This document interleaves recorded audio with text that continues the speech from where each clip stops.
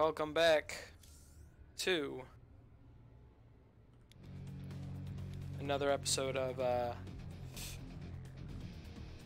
guess, Path to Mastery. I just said it's going to be a Path to Mastery video right now. So, what I want to talk about in this match is static position against Terran as a Protoss. So I've talked about this as Zerg, where you should be putting your units to kind of rest. If you're a Zerg by the ramp, or you know,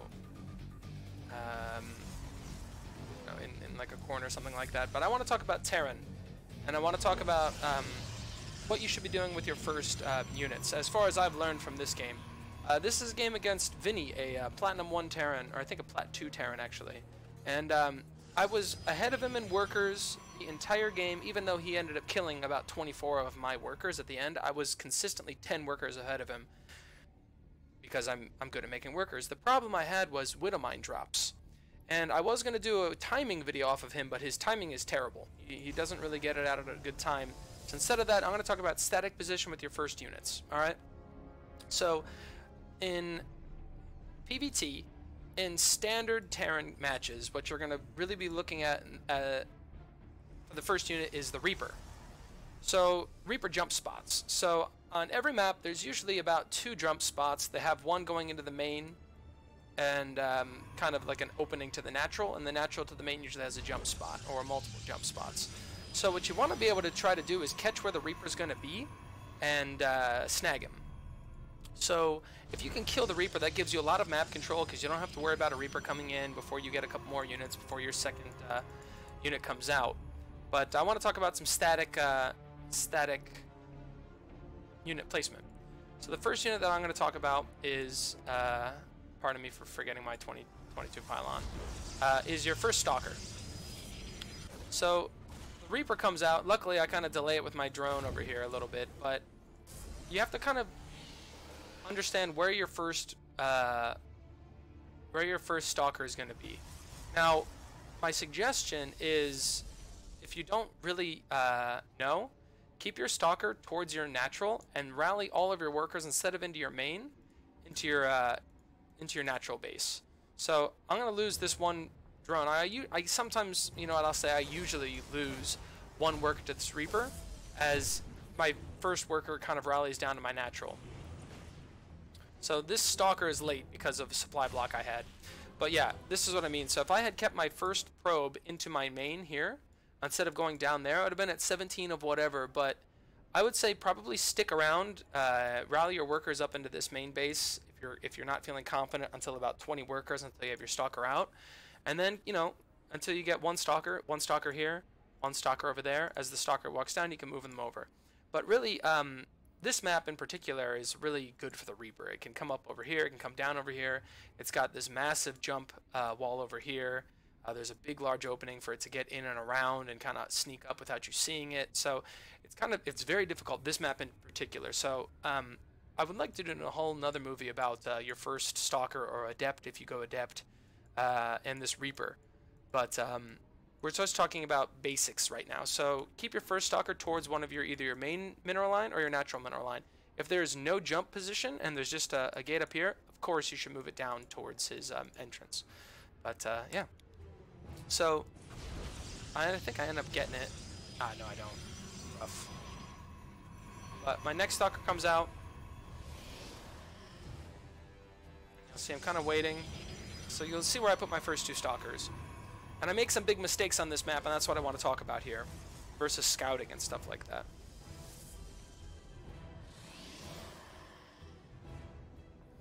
So you'll see here I have one Stalker. I'll send both of my Stalkers towards the main. Now the reason I did this is because I saw his Reaper run off over that way. But what we should really do is maybe one Stalker in your nat, one Stalker in your main. So natural, main, and just put them in the mineral line. That way you don't need to worry about this Reaper. So that's the first kind of position. Now, I go Observer first, so I can get across the map and see what he's doing, see what kind of build he's doing. So I always chrono out this Observer to get it over there. And yeah, this Stalker I send over towards this side of the base, so if there's something coming up, I can kind of snag it out. So this observer goes across the map, and I actually make a second observer as well. Now this observer placement is also bad. I make 2 observers first if I know that he's gone expansion, and I do know that he's expanded from my my probe. My original probe I know he expanded out, so I'm not expecting any kind of all-ins or anything like that, so I make 2 observers first.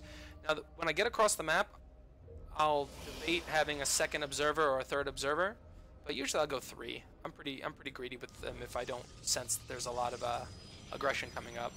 That's what I do in this game. I was feeling a little bit worried, so I go immortal. There's no real reason for me to feel worried. I could have gone third observer. No problem. But if you see, right about the time your third observer would pop, your first observer would be across the map. So here's what I see. Third CC, so I'm not really worried about any big aggression, like any all-ins or anything like that. But he does have a Widowmine drop coming out. And again, this timing is pretty lame.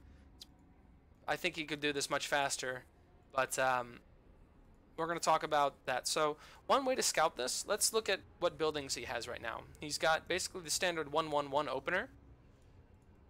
And I can tell that,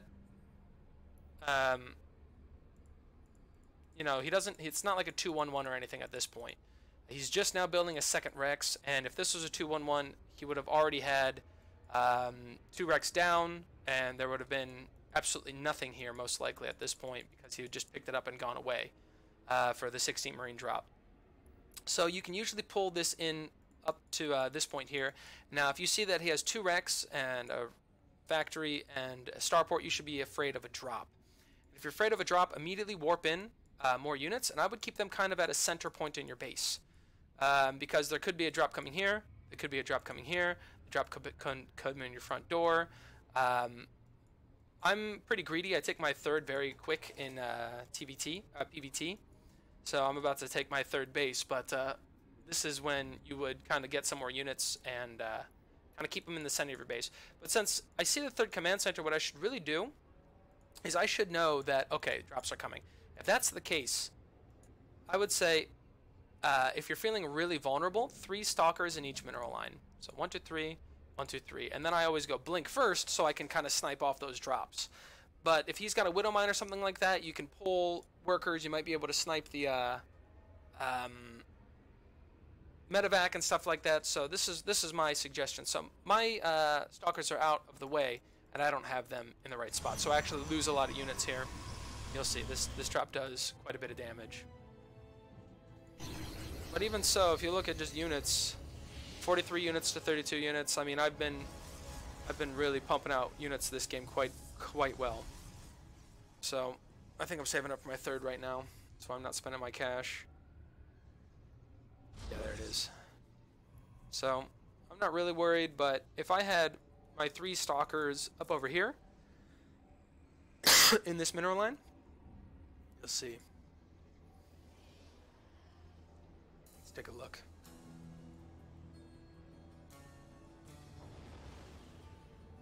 Five minutes and 30 seconds. So it's out of the way. I do take a nice big meaty hit there. So not too well. Lose 8 workers. It's not the best thing. So I'm trying to warp in all over the place. But yeah, so this is kind of what I want to talk about, is your beginning static positions and stuff like that. So a lot of people do what I do and just rally your units out to here. I've tried in this match to learn a little bit more about what's a good static position. So if I'm coming over here and I'm seeing the 1-1-1, I've got my observer. I know that it's not really aggressive because he's got the command center. As soon as I see that information, I should go, okay, I should expect some harassment drops. Or if there's a run by, let's talk a little bit more about building placement. If there's like a run by of Hellions, I'm trying to wall off this area so Hellions can't get in. They can only go up to my main.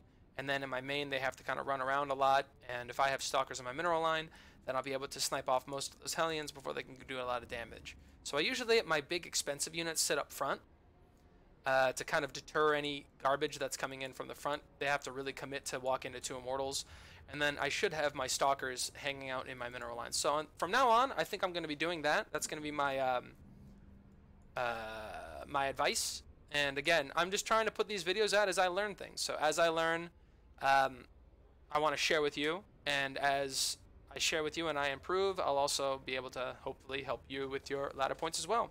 So I end up losing this game. He does another drop on me. He kills about 24 of my workers, but I'm ahead of him by about 10 workers the entire game. I take a really bad engagement over here where I do a stupid aggressive blink onto a bunch of tanks and I lose. So just an engagement issue. But I think I could have done very well in the beginning of this map, regardless of build order, regardless of anything like that. Just the amount of extra value I get from my units. 3 stalkers in this mineral line, 3 stalkers in this mineral line. That's going to stop any...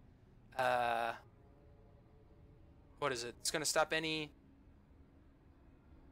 drops or any liberators or anything like that. But just for fun, I want to see at 5:30 is when he comes into my base.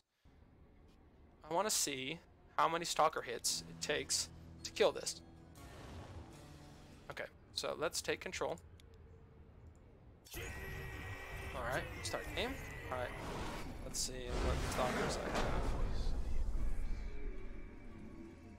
I want to take a look at how many shots it takes to kill a... So is 3 stalkers enough, or should I do maybe more? This is what I want to know. So let me see here.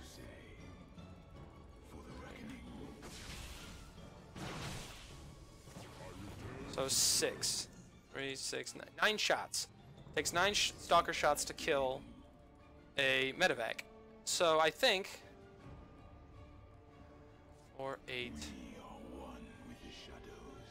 If you have 5 stalkers, you can 2-shot a Medivac. If you have 3, it takes 3 volleys. But for 5 stalkers, it would take 2 volleys. 9. So yeah, it's either 8 or 9. Let's see if he's got any more. Let's see if I'm correct. Let's take a look.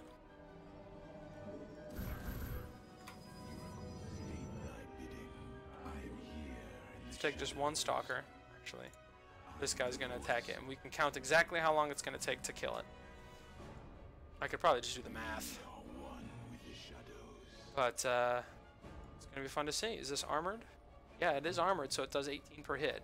Or I guess 17 after everything's said and done.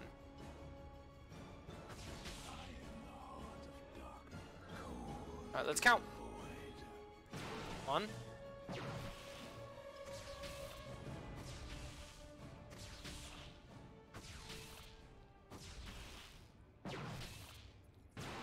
Beautiful. 9 shots, exactly like I thought. So it's just 1 cell per hit from a stalker. So we've learned, I think maybe 4 stalkers is really safe. They'll really have to commit to getting that in. Let's see if I can find a Widow Mine from him. Can I get a Widow Mine in here somewhere? Does he have any more Widow Mines? Well, let's check a Liberator. That's going to be good. Let's check out what a Liberator takes. 1, 2, 3.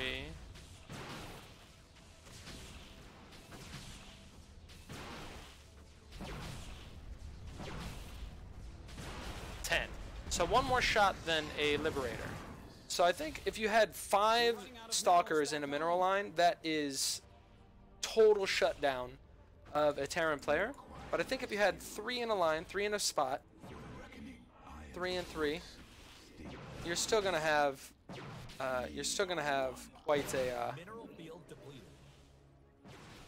quite an offensive, quite a defense on it. So from now on, I'm gonna try 3 until that stops working. So hopefully you enjoyed it. I hope you learned something. 9 shots from a Medivac, 10 shots for a Liberator.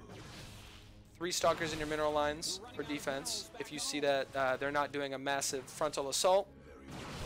And, yeah. Alright. I hope you liked it. Thanks for watching. I'll see you in the next one.